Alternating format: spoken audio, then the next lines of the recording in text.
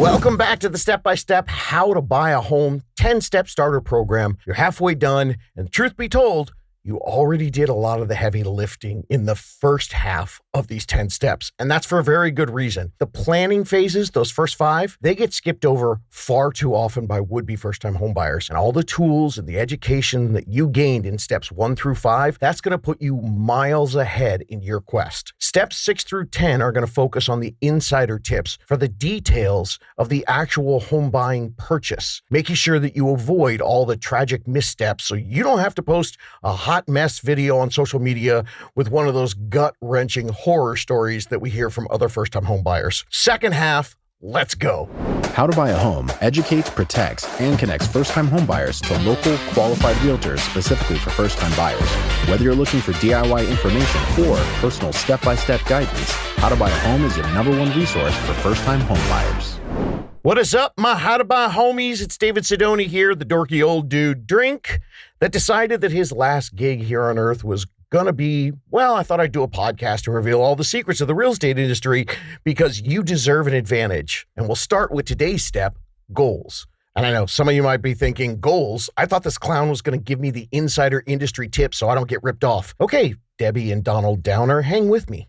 Let me explain the importance of not one, but 2 major factors when it comes to the goals. We'll call them goals 1 and goals 2.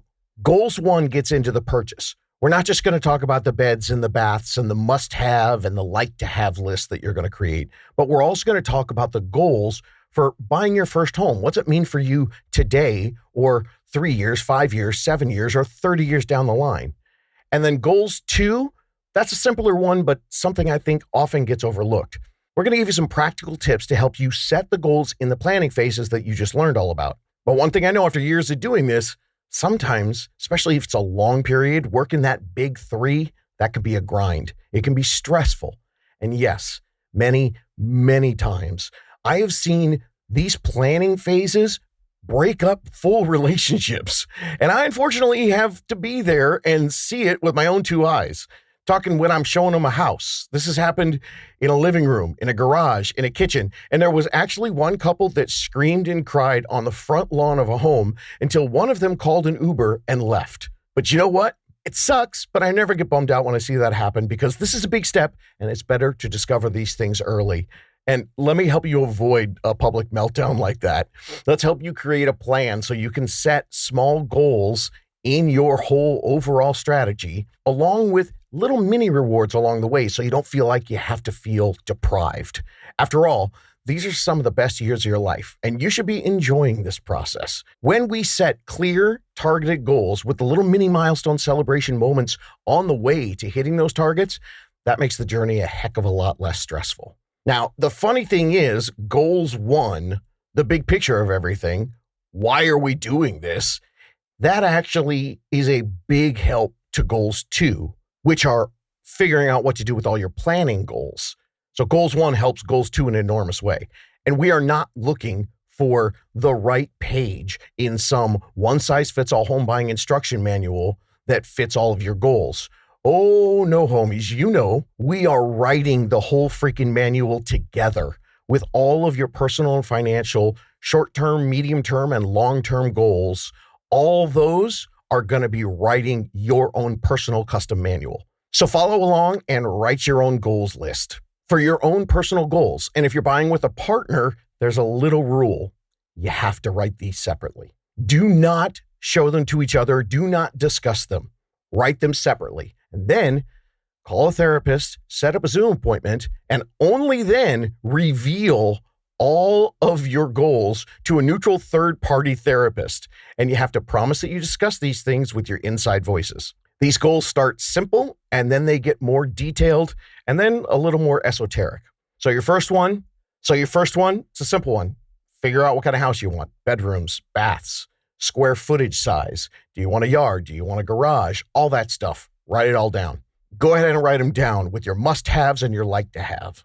And by the way, if you select a flooring style or a paint color in your must-haves, turn off the podcast right now. You are not seeing the big picture. These are easily changeable and should not be a must-have goal. Stop watching HGTV and for the love of God, stop saying shiplap and shabby chic. Your next goal. Now, this one can get interesting because it's location. Everyone says with real estate, it's location, location, location. But do you want your home to be in a community for you or for you and your family? Or is your home selection more of a solitary castle where the structure and the functionality of the home, it matters way more than your location?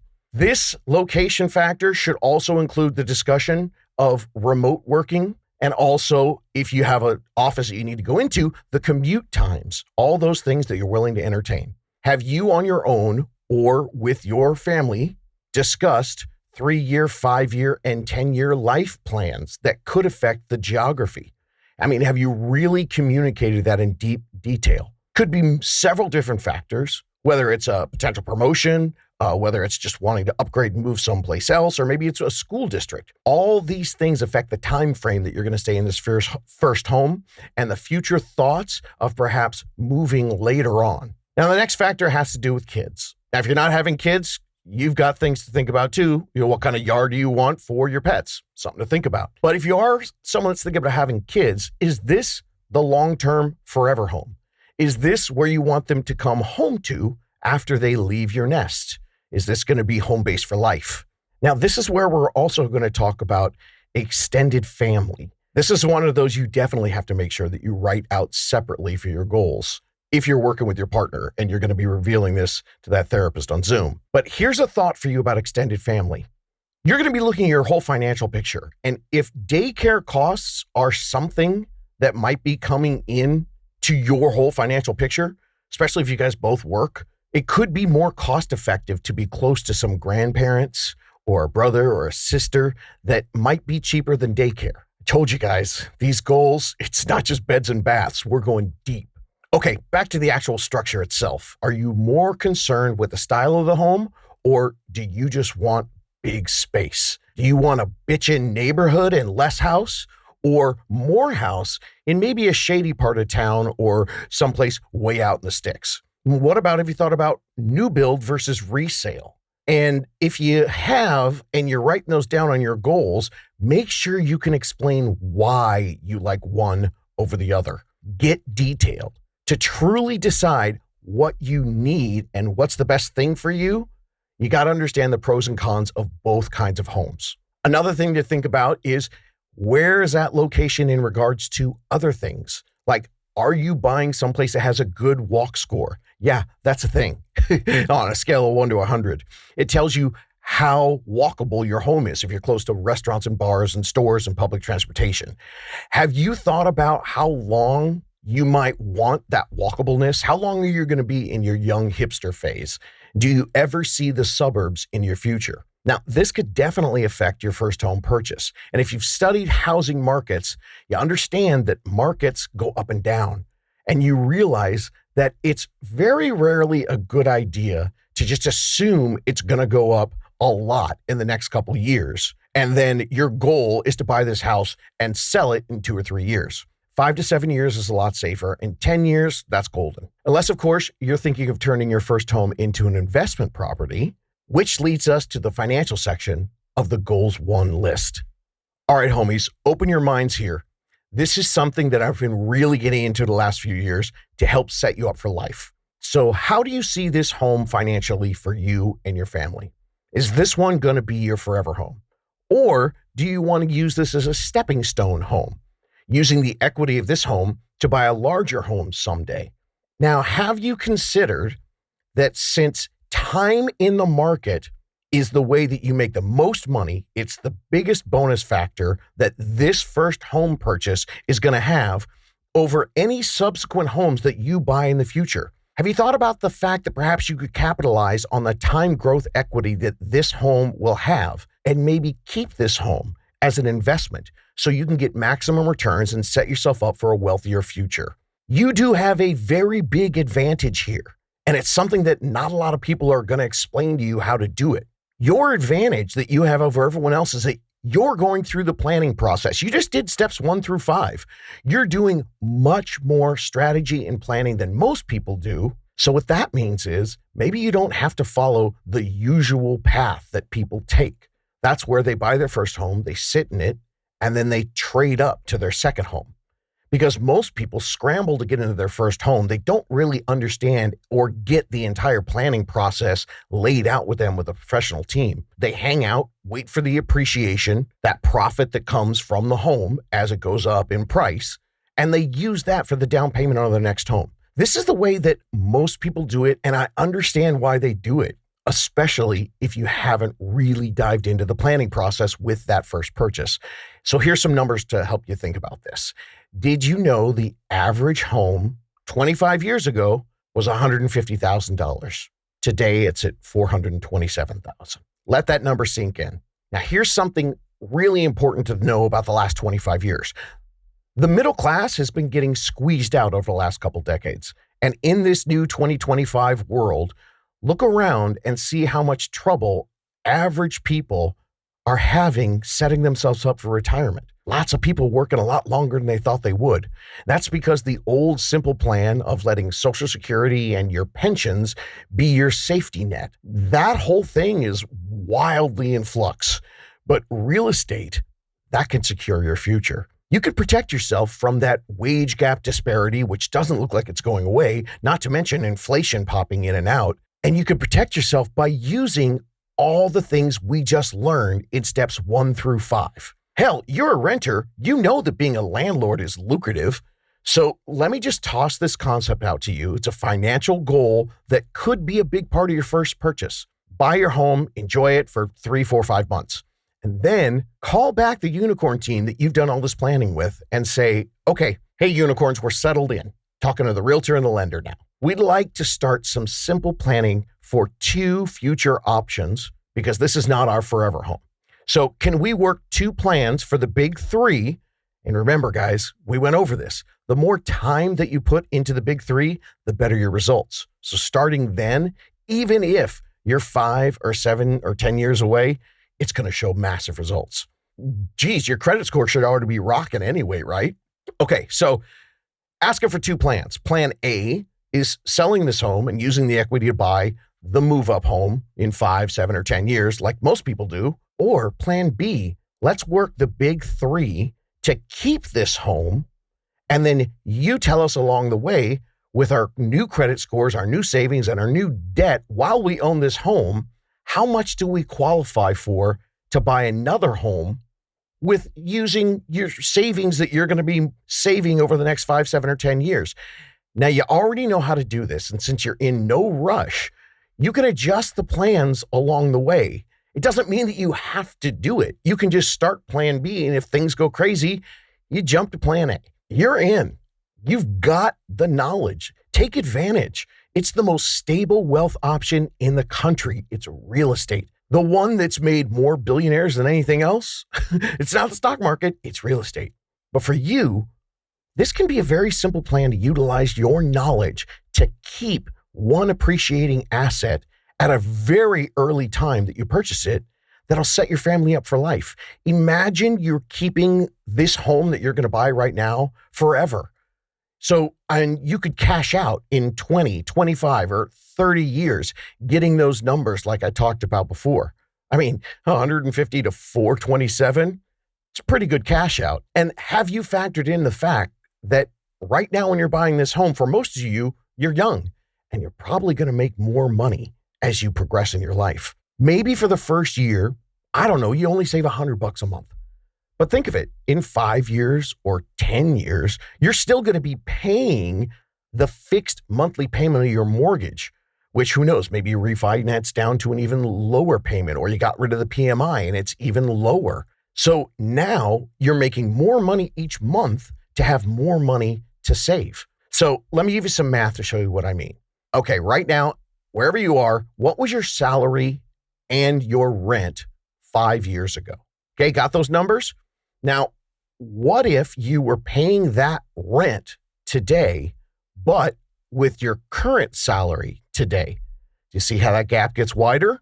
Now, for you, factor in the fact that your upcoming salary increases in the next 5 to 10 years, they're probably going to be more than you've gotten the last 5 or 10 years. And that gap gets wider and wider with more savings that you can put into your plan B because you're sitting there with your fixed payment. You might decide in 5 years or 7 years or 10 years that Who knows? Maybe you decide you want to cash out. You want to get all your equity, sell your home, and add that to your savings that you've been working. And now you can go buy your McMansion somewhere, the forever home that you want to keep. I get that. That could be a plan. But if you just do plan A and sit tight and don't do anything, then you don't have the option. If you do plan B, in 5, 7, 10 years, you have options. I mean, what's the worst thing that happened there? Now you decide to sell the home with your equity and you still have a big fat wad of cash. So spreadsheet nerds, do this. Make a 20-year budget. Increase your salary by whatever you think it will be. Of course, that 3% a year should definitely be your minimum. Create that new number annually as your money in, and then subtract your money out with a new mortgage payment along with your other bills.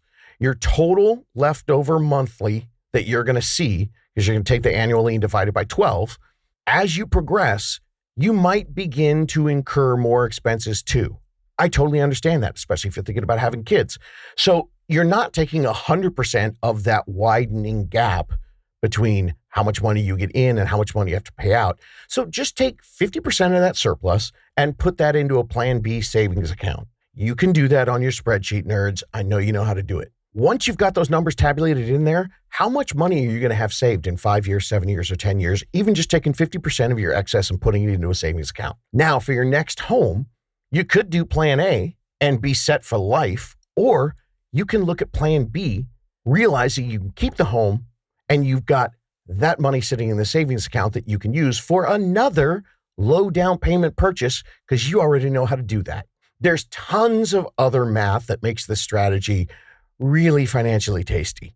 Like, for instance, the fixed payment that you have on this first purchase you make, well, in 5 years, 7 years, 10 years, if you decide to keep the home at that point, well, you're going to be able to rent it out for a lot more than the fixed payment you had, because that fixed payment's got years on it and rents have been going up. So now you get to factor in a positive monthly cash flow from that rental into your new budget. Sounds like something you could toss into your new down payment savings account. And that's going to increase as rents go up and it stays fixed. And secondly, you're going to get some fatty write-offs when you own a rental property. There's this thing called depreciation. It's a modern wonder and a great way to make money. Okay, homies, I could, but I don't teach investment buying of homes because that's a whole different level of real estate. And the people who do teach the get-rich-quick investment strategies, they're a dime a dozen. And even the good ones are all selling something, which always makes me laugh. If you're making so much money investing in real estate, why are you selling this to everyone else? But that's another story. As you know, my mission here is to help the everyman find a way to get the security of home ownership in the new 21st century economy. Right now, that future of retirement is not looking pretty. So this is simply phase 2 of my Everyman's Playbook for the rent replacement strategy. Your first rent replacement strategy is buying that home. This could be phase 2. And if you're wondering, well, this is interesting, David, why haven't I heard anybody else talk about this? I hear people talking about real estate investing all the time. So this must be crazy. Nope. It's because nobody can make any money off of it. That's the only reason no one tells you about this. There's nothing to sell. Think about it. If you do Plan B, you actually just cut the future earnings, the future potential sales for your unicorn team in half. Yeah, instead of 5 years from now, you calling them up and saying, let's sell this house and buy another. That's 2 deals. Nope. Now you're just going to call them and ask them to do 1. They only get paid for 1 purchase. So there are no realtors and investment gurus out there teaching this. And you know, it's pretty scary. In the past couple of years, I've talked a lot about there are some really high-minded economists who are seeing, especially in North America, things are moving towards a rental economy. It's happening in other parts of the world, but it's starting to happen here. So if you want to be wealthy, or if you just want to be secure with your finances, you know what? Let's follow what all the shady big Wall Street firms are doing. Yeah, for the last 5 years, they've been buying residential real estate and renting it. So I'm not saying you need to do this with 15 properties, but if you do this with just your first one, keep that. You're going to have such a bigger windfall later on in life. Okay, so summarizing that goal, is your purchase a forever home? If so, forget everything I said. Or is it a stepping stone? If it is a stepping stone, reach back out to your unicorn 3, 4, 5 months after you move in and start planning A and B. Quick side note here. Plan B, it's always a good idea since housing markets are fickle and can fluctuate. So your equity, it's not on a direct, straight up path. Nobody can predict what's going to happen with our economy, so saving is always good. You can prepare for a potential decrease in your home's equity someday. Remember, housing markets go up and down. So using this plan A and plan B thought process, now dig deeper in how you see this home psychologically. When you're looking at it that way, maybe you're willing to make some more compromises with that first home, understanding that's going to be a long-term rental. And while you're digging into your brain and seeing how you really see this purchase, let's go deeper. Are you the first one in your family to buy a home? Do you have preconceived notions about this? Maybe buying a home for you, that feels like the ultimate win, and you're done. Know thyself, people. Be sure to understand that you can branch out. You can do more. Keep the long game in mind and don't sell yourself short. Buying a home, it might feel like it's the top of the ladder to gain stability. It's actually just the beginning. The home, excuse the cheesy home buying pun, is your foundation. Sets you up for a whole life you never thought was possible. You don't know what you don't know. And we're going to keep learning, evolving, and flexing, not flexing like flexing, but flexing like being flexible, because we never know how things are going to change. Here's another psychological question to help you form your real goals. What type of home did you grow up in? And have you explored homes just like that? Are you trying to recreate your childhood? It's totally cool if you are, but totally think about it. Maybe you need a stepping stone to get to that home. Or on the flip side, are you trying to do exactly the opposite of your crummy childhood? Trying to get everything different in your first home purchase because you hated the way that you grew up. Be sure that you keep an open mind too, because you never know. Maybe buying a home like the one you grew up in where you didn't have the best time, maybe that's a good option for you.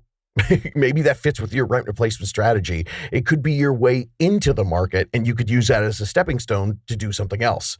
Not to mention, who knows, could be really good therapy to own that home and do it right this time. Okay, now you're wondering, dude, my goal list looks like a crazy ass therapy journal. That's fine. That's good, because buying a home is going to be emotional. It's an emotional place. And the more that you think about it with your emotions as well as a long-term mindset, both for your quality of life and your long-term financial position, well, then the better choices and the options that you're going to consider when you go out home shopping. Think first, set your goals, act second. Do not buy into the HGTV surface level thinking. Go deeper. Now, the last one for the goals one, these are the goals that are around what the purchase means for you and what you're looking to get. I could go way, way deeper into all the financial goals, but let me just summarize it with this. Take your realtor and lender to lunch. The end, period, curtain. I swear, you could spend all day Googling and researching what other people say, but you have an asset right there. Pick their brain. Look, they gotta eat. It's not like you're asking them to set another meeting for you. And if you pay for lunch, I am sure their asses are going to show up. You will never learn more about the options in home buying than you will in that 1 hour at lunch with a professional who not only is excited to be your advocate, but is getting free food. Okay, the last part was a little bit of a dig, but seriously, you're going to learn a lot. You can ask them not just about your own personal situation, but ask them everything they've seen. You have all your goals set in your head, but the one thing that you don't have is hindsight. They do. They have tons of stories, both good and bad. They've got major nuggets of wisdom. So take them to lunch, pick their brain, bring that goal list, but realize it's not to go over everything on the list with them. It's to add goals on that list that maybe you never even thought about. And that all comes from their stories and their wisdom. You have the beautiful luxury of a real unicorn real estate support team, people who are your advocates. That's the difference between the non-unicorn people just trying to show you something exciting and sell you the HGTV buzz topics so you get emotionally invested and that helps them make their sale. This is something different. Get a full support team. Okay, now that your homework list is done on your goals, here's the most important thing to know about all your goals that you just wrote down. Be ready to compromise. You will. I say it again. You will cut, compromise, and change many things from your like to have list and possibly even on your must have list. Once you factor in everything from the goals list that we just went through, things are going to change. Be ready to compromise. Hear me, homies. You will compromise. It's the C word of buying your first home. Be ready. The first home, dream home days, unfortunately, they're behind us. That's why you need clear goals. And they're going to change and adjust and adapt as you get further and further into the process. Okay, one final PS on the goals 1 section. Yes, I highly encourage that you're safe with your budget. Do not overextend. But since the guidelines in lending have changed, I'm hearing something more and more. Like since 2008, 9, 10, 11, 90% of my first-time home buyers, because they're young and perhaps afraid or just want to make sure that they're not getting in over their head or they don't want to be house poor, they end up calling me in 5 years. Happens all the time. Like I said, 90% of the time. And they say, damn it, we're outgrowing this place too quickly. I don't know. Maybe we should have stretched a little bit more the first time. Now that we're into this home, the payments, they seem easier now. I mean, because we're young and we both got increases in our salary. Not to mention we learned how to work our credit and our debt and our savings. I know that everybody tells you buy less than you're approved for. But as I mentioned, since 2008, getting approved for a loan is so stringent. The lenders and the banks are so conservative that in reality, most of you are going to be able to afford far more than your approved payment that you get with your loan approval in just a couple of years, if life goes as it normally does. Don't go crazy and use that as some excuse to go nuts and stretch and not have any savings and reserves. But do keep that in mind. Smart conservative people do end up calling me a few years later and saying, we should have stretched, Sidoni. All right, hopefully this goals 1 has opened your eyes a little bit to thinking about more than just the bedrooms, the bathrooms, the yards, the garage, and all the must-haves and like-to-haves on your goal sheet. Remember, we listened to a few very intelligent folks, some doctors and other really smart people who figured out that they over-researched a lot of what they needed to do, and they should have asked some pros for their insights, ideas, right? Well, now we're going to take something else. We're going to learn from those doctors and smarty pants on the interviews, and we're also going to add it to our goal sheet and use the wonderful hindsight of our realtors with all the things that they've seen people do. So write your list, set your goals, take your unicorns to lunch, and ask them to share everything they know. Okay, now we get to the second part of this episode today. This is goals 2. This one is actually a lot easier. The hardest part of setting goals during your planning process, well, now that we've got everything laid out for us, it's not going to be what to do or how to do it. That's easy. That's all there in the last lease ever, episode 251. You talk with your realtor and your lender. You get your credit score target goal number, and then you get your debt reduction goal number, and then you get your savings target goal number. And then you just calendar it out. That's easy, especially for you spreadsheet nerds. Sticking to the goals, that's where it can get kind of hard. So goals 2 is my own personal mandatory, non-negotiable final step when you've got your target numbers for your last lease ever. I mentioned it before. We're going to set mini celebrations along the way. I mentioned this before. We're going to set mini celebrations for you along the way. So when you're working the last lease ever, when your credit score goes up 25 points, go out to ice cream. Have a binge fest movie night at home or a full TV series like me and my wife do. Man, that's crazy. We stay up way too late. And then you can order food in. That's for you. Or when you pay off one of your credit cards or you hit a great goal working on your debt, go ahead and have a night in and order food in and maybe even have somebody deliver it to you. Give a reward. Binge movies and TV shows all night. And then here's a tricky little one that I can't remember if it was me or a homie that came up with this, but I love this one. So you know the 30% line that we're shooting for to get your credit card underneath that. That's where you start getting extremely positive results on your credit score. Even if you are snowballing on all your credit cards or you have this major intense program, under 30% is a great place to go out and have a little mini celebration. It's a great target. Do this. Set that target number for when it gets to 25%. Once you hit 25% of usage, now go out and celebrate, but spend 3% on the credit card.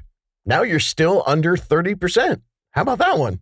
Okay, finally, when you're setting your savings goals, make sure you put in these extra moments. If you decide, once you've got all your numbers, that $25,000 is your target, know yourself. Are you the type of person that needs a celebration when you've saved $5,000, $10,000, $15,000, and $20,000? Do you need multiple celebrations before you hit the $25,000 celebration? Or are you the person that can just have one big blowout celebration at the end? Well, if you need little ones, here's how you do it. Incremental celebrations. Your first savings goal is $5,000. Nope, make it $5,050 and now go out and blow $50 on yourself. That would mean your second goal is $10,100. That's $100 to celebrate. Your third goal is $15,200. 200, big night out. Your fourth goal is $20,200. Stop it. I see you. $200 is your max. If you or you and your partner can't feel some kind of reward blowing $200 one night, then good luck when you see how many compromises you're going to have to make when you're trying to buy a home up against all kinds of other buyers and cash buyers, especially if you're coming in with a $25,000 down payment. See, it's stressful. You're going to need these small victories. I'm a firm believer in them. Celebrate. This is going to suck otherwise. Now, does it make sense to go out and spend money on ice cream or a night out when you're trying to save money? People look at me and go, that doesn't make any sense. I say it does. You know why? Because your mental health is important. And I really wasn't joking when I said how stressful buying a home is. There was one list I saw that had it top 3. It was death of a loved one, divorce, and third, buying a home. Remember, you got a whole bunch of spreadsheets and things that you're working here, but this is also a mental balancing act. And celebrating the small victories, that's going to keep your mental health in a better spot. That's why we start with decide. We're actually tackling the first mental hurdle with that. And if you're still thinking about when is the best time to buy, well, that's because you haven't decided, because the answer was yesterday. And why was it yesterday? Because of my friend, math. I've got 5 years of podcasts with forecasts and predictions on record, and it's telling you that right now with low inventory, this is still the best time to do it. Yesterday.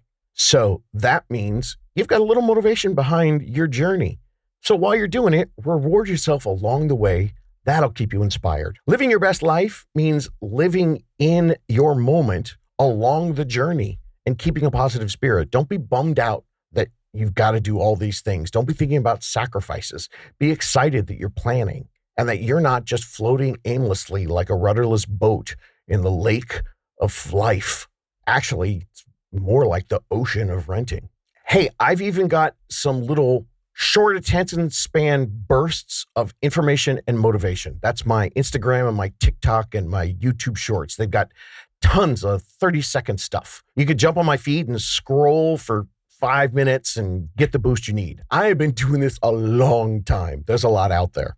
People come in and out, and we're trying to help as many people as we can. So while you're there, subscribe, like it. If you're new today, you can write a review to help spread the word. Don't forget to check out the YouTube channel. There's a lot of tips on how to buy a home YouTube as well. And if you're listening to this and you got your goal sheet down, you want to kickstart your planning or just ask me a specific question, it's all there at howtobuyahome.com. Okay, final thought on goals. As humans, when we reach for a big achievement, your individual burning desire to want that achievement, that's not what gets you there. And yeah, that's coming from me, Captain Motivation and Inspiration, who ends every episode saying, you can do this. I can't remember when I heard it, but this is really insightful.